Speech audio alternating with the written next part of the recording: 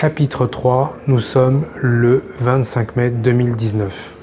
Les lendemains sont difficiles, l'attention du management n'est plus la même, les équipes sont moins attentives aux demandes qui sont faites par le DPO.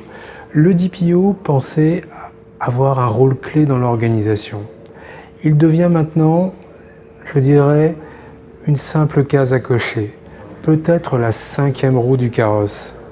Un peu frustrant quand même pour des personnes souvent qui ont été recrutées un peu en catastrophe par les organisations, des personnes qui étaient à des postes qui ont été mis pour combler le vide dans l'organisation, et d'autres qui se sont démonnés et qui se retrouvent un peu usés. Certains partiront, certains continueront, certains vivront difficilement cette période, mais en tout cas, ce n'est pas la plus facile.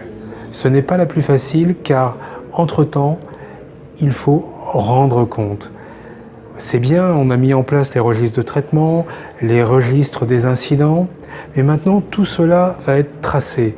Tout cela va être tracé et en cas de contrôle de la part de l'autorité, il faudra être en mesure de rendre compte et d'expliquer pourquoi on a mis en œuvre ou pourquoi on n'a pas mis en œuvre. Et pourtant, l'autorité, le régulateur, la CNIL, joue un rôle important. La CNIL a fourni toute une série d'outils. Un outil PIA qui est sans doute le meilleur sur le marché. Elle a fourni le MOOC que nous avons testé les uns et les autres ces dernières semaines et qui est gratuit et de grande qualité et que là encore je vous invite tous à réutiliser. En parallèle, les entreprises de conseil, les prestataires de services proposent des outils. On identifie aujourd'hui plus d'une 50aine d'outils pour aider les entreprises.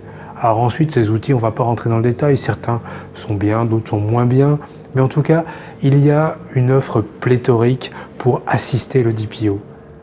Sauf que derrière, ce qui manque peut-être le plus au DPO, c'est l'intérêt du management pour le sujet.